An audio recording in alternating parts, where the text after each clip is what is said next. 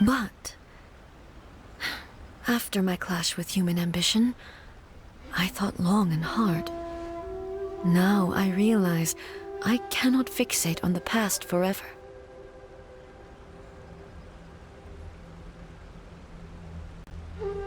When I traveled around Inazuma with you, I caught a glimpse of how the nation has progressed over the centuries. A glimpse of human potential. Everything far exceeded my expectations. Moving forward inevitably invites further loss, but also new encounters. Just think of that soldier. Despite all the losses he had experienced, he still chose to keep fighting for the sake of moving forward. All those who sacrificed themselves back then gave their lives fighting for a future. But perhaps the future they were hoping for is not the eternity that I once strove for. As Inazuma's god, it is high time I honored their wishes. Warriors of the past, who spilled your blood on this land, your noble souls now rest in this earth. I will never forget you, and all that you did for Inazuma. He's taking all this pretty hard. Come on. Let's keep investigating the damage to the sacred Sakura.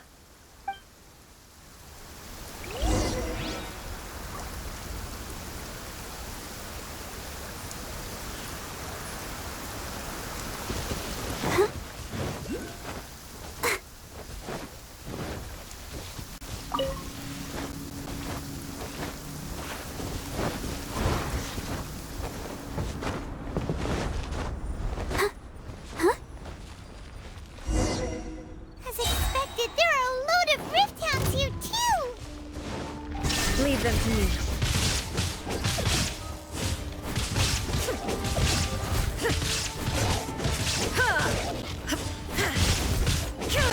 Illusion shattered.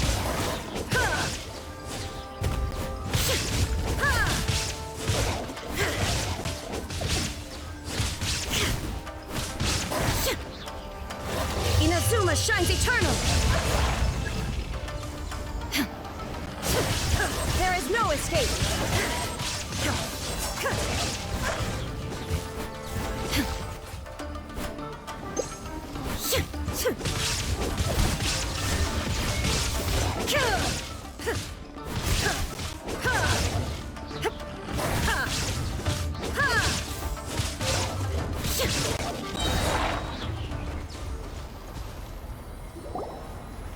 Huh?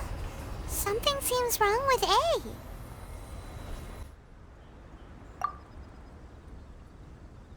Why would you ask that? Well, usually you'd pull out your sword and swish! Vaporize them all in one go, no? You are unduly concerned. I'm simply conserving my energy. Although I have some understanding of the situation already, it could take an unexpected turn at any time. I must be prepared for anything. If there are more formidable monsters lying in wait in this area, I must make sure I have the strength to face them. Ah, makes sense! Spoken like a seasoned shogun!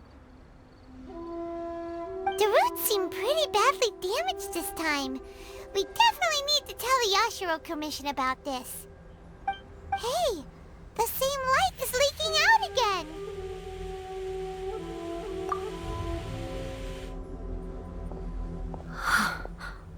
Furuyama? Is that you?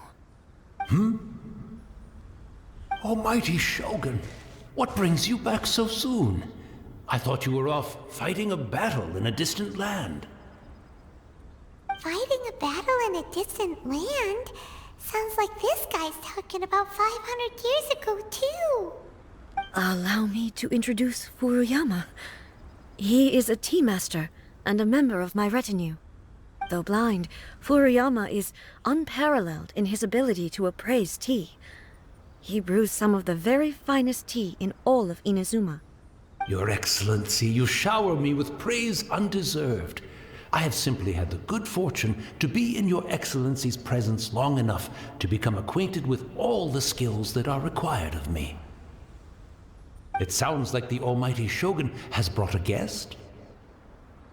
I'm afraid I'm unable to serve you any respectable refreshments on account of the current situation, but please, sit and rest. After all, it's quite a mess out there. What should we do? Oh, yeah. Sheesh. There's monsters everywhere out there. It's pitch black and loads of people have been injured. I see. So, they have fought their way this far already. Most of the residents in this neighborhood have already escaped. They wanted to take me with them, but it seemed rather pointless to me. So, I decided to stay. And now the almighty Shogun is here, I have even less reason to run away. Imagine if this was something that even the almighty Shogun was powerless to resolve. Where could I possibly run to then? People flee out of a desire to live on. And the desire to live on stems from a feeling of having unfinished business in life. But me, I have no such thoughts, and I have no regrets. The almighty Shogun often speaks to me about her dreams over tea. Just listening to her stories, I've been blind for many years, but her vivid descriptions took me on a splendid journey to all the most beautiful places in Inazuma. Over time, I've come to understand her mindset. Quite the romantic at heart, a true dreamer. One thing she always says is, good things don't last forever. Everything changes, fades, disappears completely over the passage of time.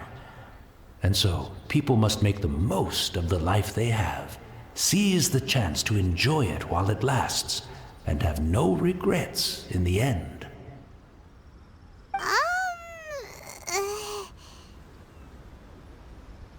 So you see, as bleak as things may be now, I have experienced countless wonderful things in life, and have no reason not to be satisfied.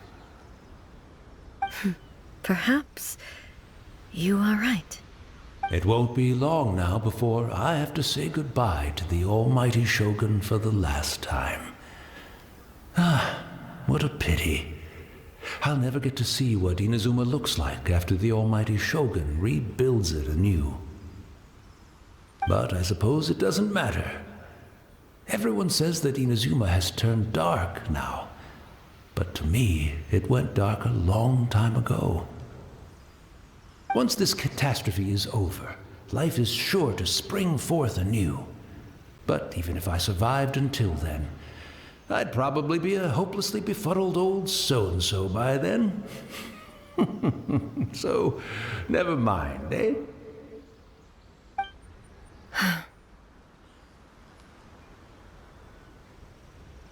Oh, goodness me. Speaking of befuddled, look at me rambling away to my heart's content and forgetting to serve the tea. The almighty Shogun comes to visit and I don't have the tea ready. A truly egregious loss of decorum. One moment, I'll just... Where in the world is the tea set? I hope the others didn't smash it to smithereens in their hasty departure. Can't see a tea set anywhere around here. Really? But it's always been right by my side. Goodness gracious, what a fool I'm making of myself. I couldn't possibly have my guests fetch it themselves. That would be most discourteous indeed. Don't worry about it. Take a rest. We'll be back right away. Almighty Shogun, you're not going too, are you? No. Your humble servant implores you, not with the war raging outside. This place is complicated. It's quite unlike the tea house in your memories. Leave it to us. But... well, okay. I never thought I'd see the day that I need the almighty Shogun to personally collect my tea set for me. I can't decide whether it's a final regret or a final stroke of good fortune. Where should we go to find a tea set? Having a cup of tea isn't exactly the most urgent thing to do right now, but at the same time, this lovely old man from 500 years ago has been through so much, and it makes Paimon so sad. I'm also feeling very nostalgic for his tea. Oh, why don't we go to the Kamisato estate? There'll definitely be a tea set we can borrow there. After my eyes went bad, many aspects of daily life became much more challenging. But I always wanted to be a competent tea brewer right to the end. But now, it looks like I have to rely on you.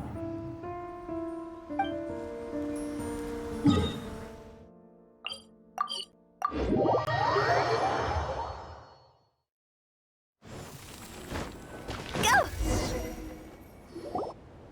It's the Traveler. And the almighty Shogun. How might I be of assistance, Your Excellency? I wish to borrow a tea set from the Yashiro Commission. Oh, sure. I'll fetch that for you right away. Please step into the courtyard and have a rest, almighty Shogun. Oh, and I'll inform my lord about your visit immediately. Ah, and the tea set. I'll bring that here as soon as it's ready. Be at ease. I'm not here to see Commissioner Kamisato. Actually, I'd prefer to spend this time chatting with the Traveler. Please, fetch the tea set at your convenience. No. I am your humble servant. I daren't think of my own convenience when the almighty Shogun graces me with her presence. I'll deal with it right away. Well, it's not often we have the chance to chat. I'm sure you must have a lot of questions. Right. Paimon wanted to ask that too. The almighty Shogun that he described didn't sound anything like you at all. I seldom had the time to drink tea. Any free time I had was spent practicing martial arts. So, in the vast majority of cases, the one he made tea for was the former Electro Archon, who was also my sister, Raiden Makoto. He may well have had an inkling about there being two Raiden Shoguns, but he always acted as if he was completely unaware of it. The philosophy of life that he shared with us just now, that was Makoto's view on reality. She always saw things that way. You and Makoto had pretty different views, huh? Indeed we did. It was the biggest difference between us. In her eyes, the most precious things in this world were dreams. The yearning for a better future held by living beings. They are similar, but not identical. When you came charging into the plane of Euthymia, I saw human aspirations light up the sky far above in the form of countless stars. This somewhat shook me. Now, it seems like she was right, while I took the wayward path. Wow. There sure was a lot going on beneath the surface. Makoto saw a bigger picture than I did. In her view, a dream is more imaginary, more abstract than an ambition. An ambition is a yearning for something material, or a concrete outcome. It is finite in nature, and will be replaced by a new ambition in due course. Makoto was more concerned with the force that drives humans to constantly generate new ambitions in the first place. It is something innate, rooted in instinct.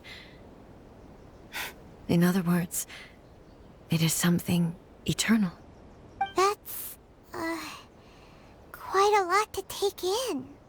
To put it simply, Makoto wasn't concerned about outcomes. I didn't understand at the time. How can we say that we are maintaining eternity when things are constantly moving forward and evolving? I suppose what it comes down to is the definition of eternity she set out with. Yes, it does. I always thought that she must have grasped some elusive, arcane wisdom to arrive at the conclusions she did. But in the last analysis, Makoto's philosophy was, on the surface at least, an elegantly simple one. Notwithstanding that it was also the more prudent choice, based on a more mature, far-sighted outlook. Do you feel you're starting to understand her better now? You have already witnessed my previous views on eternity. But now, I no longer cling to what was lost. I suppose that means our differences have been reconciled. Almighty Shogun, I found a tea set. This one in particular should be fit for your Excellency's use.